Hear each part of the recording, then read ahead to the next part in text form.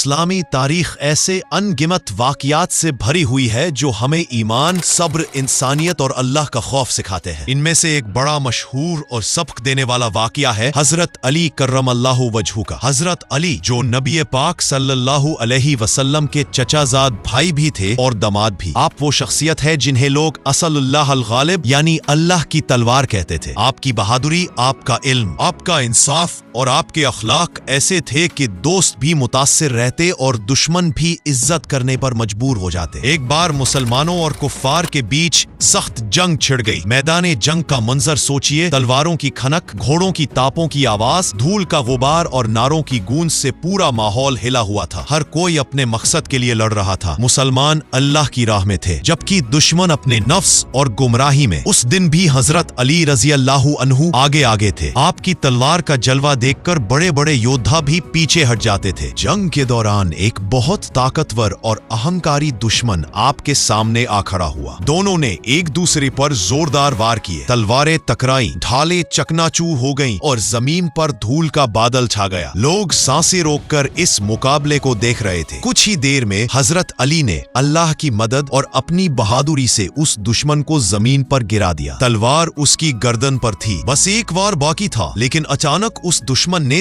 غصے اور اہنکار میں آپ کے چہرے پر تھوک دیا۔ اب ذرا سوچئے، اگر یہ بات کسی عام انسان کے ساتھ ہوتی تو وہ پل بھر میں غصے سے بھر کر دشمن کا کام تمام کر دیتا، کیونکہ اب یہ صرف جنگ نہیں تھی بلکہ عزت کا مسئلہ بھی بن گیا تھا۔ لیکن حضرت علی نے ٹھہر کر تلوار پیچھے کھینچ لی۔ دشمن حیران رہ گیا۔ اس نے تعجب بھری آواز میں پوچھا، علی تم نے مجھے کیوں چھوڑ دیا؟ کیا تمہیں ڈر لگ گیا یا اب رحم آ گئے؟ حضرت علی نے بہت سکون اور ایمان بھرے لفظوں میں جواب دیا، نہیں، میں اللہ کے لیے لڑ رہا تھا۔ جب تو نے میرے چہرے پر تھوکا، اگر میں تجھے اسی وقت مار دیتا تو اس میں میرا غصہ اور میرا نفس شامل ہو جاتا، اور میں اللہ کی راہ میں جنگ لڑتے ہوئے اپنے نفس کی خاطر کوئی کام نہیں کرنا چاہتا۔ میں تجھے صرف اللہ کے لیے مار سکتا ہوں، اپنے غصے کے لیے نہیں۔ یہ سن کر اس دشمن کی آنکھیں بھر آئیں، اس کا دل کانپ گیا۔ اس نے کہا، ایسا اخلاق اور ایسی طاقت میں نے کبھی نہیں دیکھی۔ اگر تم مجھے غصے میں مار دے تو یہ ایک عام جنگ ہوتی، لیکن تم نے اپنے نفس پر قابو پا کر جو مثال قائم کی ہے اس نے میرا دل پلٹ دیا۔ تمہارا مذہب ضرور سچا ہے۔ اور وہیں اسی وقت اس نے کلمہ پڑھا اور مسلمان ہو گیا۔ بھائی، اس واقعے میں کتنی گہرائی ہے۔ سوچئے، میدان جنگ میں جہاں موت اور زندگی کی لڑائی ہو، وہاں بھی حضرت علی نے اپنے غصے کو قابو میں رکھا۔ یہی اصل بہادری ہے۔ تلوار چلانا اور دشمن کو گرانا آسان ہے، لیکن اپنے نفس کو ہرانا بہت مشکل ہے۔ یہی وجہ ہے کہ اللہ کے نیک بندے ہمیں ہمیشہ یہی سکھاتے ہیں کہ اصلی جیت غصے پر صبر کرنے میں ہے۔ آج ہماری زندگی میں چھوٹی چھوٹی باتوں پر ہم غصے میں آ جاتے ہیں۔ کبھی کسی کی بات بری لگ جائے، کبھی گھر پریوار میں، کبھی کام کے معاملات میں، ہم فوراً ناراض ہو جاتے ہیں۔ لیکن حضرت علی کا یہ واقعہ ہمیں یاد دلاتا ہے کہ اگر اللہ کی رضا چاہتے ہو تو اپنے غصے کو دبانا ہوگا، اپنے نفس کو قابو میں رکھنا ہوگا۔